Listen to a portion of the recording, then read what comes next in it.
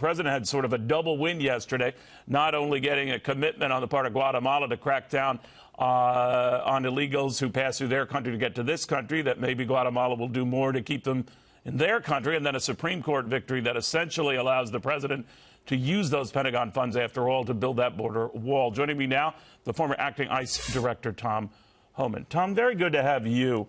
On this double win for the president, is it your sense now that those funds, they're already out there, they're already usable, and that they're already technically going to be spent? How would you decide it? Yeah, I think first of all, it's a huge win for the president, but I honestly think it's a huge win for America. Look, every place, Neil, we've talked about it before, every place they build a border barrier, if you really look at the data, every place they built a border barrier, it has resulted in a decreased illegal immigration, decreased illegal drug flow. So this is a huge win for the American people. So I think the president's going to move quickly with both DOD and DHS to contract additional miles of new border wall in strategic locations across the southwest border. Now, you were early on a critic of the Democrats punting on a last-ditch effort at immigration reform. They say because they couldn't get everyone together in the party on that. But you referred to the fact that by doing so, they're showing their hypocrisy. You wrote in an opinion piece, I believe, on Fox News, that if we do not have the ability to detain those who illegally enter our country until they see a judge and plead their case, we will never solve the immigration crisis. Well, nothing was done to address that, and they had the golden opportunity to do just that. You know, Neil, and that brings up a good point. You know, again, this president, whether you like him or love him, this president has done more to secure our southern border and protect our sovereignty than any president in my lifetime, especially when the 3 decades I have served enforcing immigration law. And it's a sad day in America when you got to admit, the fact is, the country of Guatemala and the country of Mexico has done more to secure our southern border and to save lives than the Democratic leadership. And that's just not a soundbite. That's a fact, stone cold fact, that the Democratic leadership is sitting there doing nothing but resisting this president. This president has took numerous steps to secure the border, declared a national emergency, sent unprecedented resources to the border, DOD, DHS. He wrote immigration reform legislation. He's building a wall. I mean, he's done everything he can, and now this deal with Guatemala, plus the deal with Mexico doing more than they've ever done. This president is trying to keep his promise to American people. Meanwhile, the Democratic leadership is ignoring the whole crisis. Nancy Pelosi had a meeting yesterday talking about all the things that the Democratic leadership is going to take on, never even mentioned the border crisis and people dying on the southern border. You know what's interesting, too, this measure that Democrats were considering, I guess, by this Veronica Escobar, a Texas congresswoman who had been arguing for what really wouldn't have been revolutionary reform, just sort of dotting the I's, crossing the T's. It was abandoned by Steny Hoyer, who told reporters, I think we need to do this in a thoughtful way, not at the last minute. I'm thinking to myself, and you know this subject far better than I, Tom, this isn't last minute. This is like decades long. So what do you think was behind shelving that?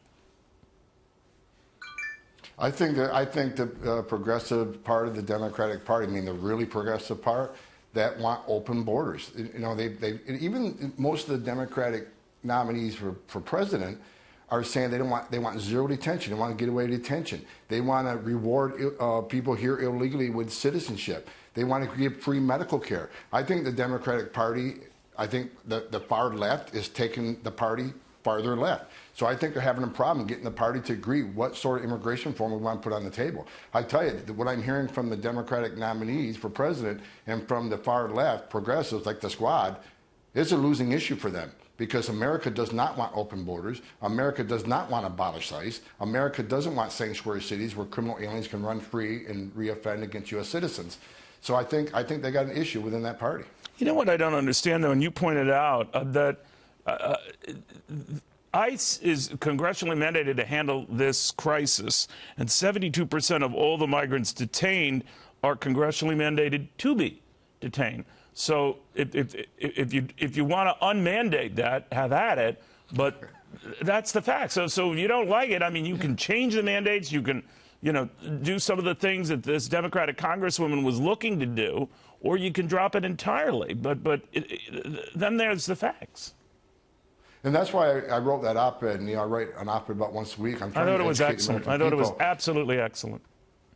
No, and thank you. But the Democrat leadership want to talk about, well, we don't want any detention. But they don't tell the American people, the 7 out of 10 people in detention is because Congress mandates they be in detention. So, they don't tell the American people the factual truth behind immigration enforcement. And I've said many times, if you don't like what ICE does, if you don't like the Border Patrol does, you're a legislator. Change the laws. But you can't abolish a law enforcement agency for enforcing laws that you enacted. I didn't think Congress was in the business of enacting the laws they want ignored. I don't know another law enforcement agency that Congress has asked, you know what, we're not going to fix it, we just want you to ignore it.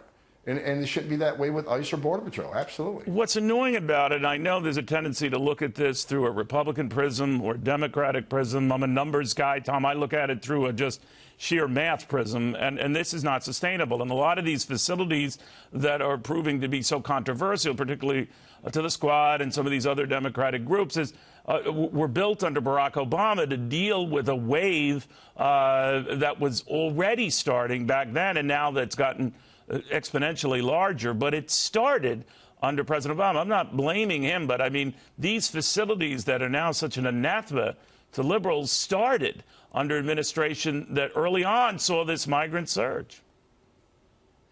Look, and you're correct in that, the so-called cages, which I don't think are cages, they were built under President Obama. We built 3,000 family beds under President Obama.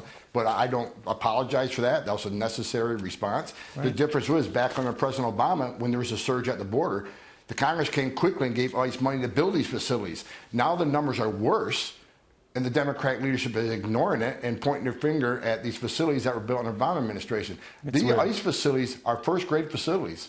All right. No, you're right, Tom. It is the political finger pointing. It's got to stop.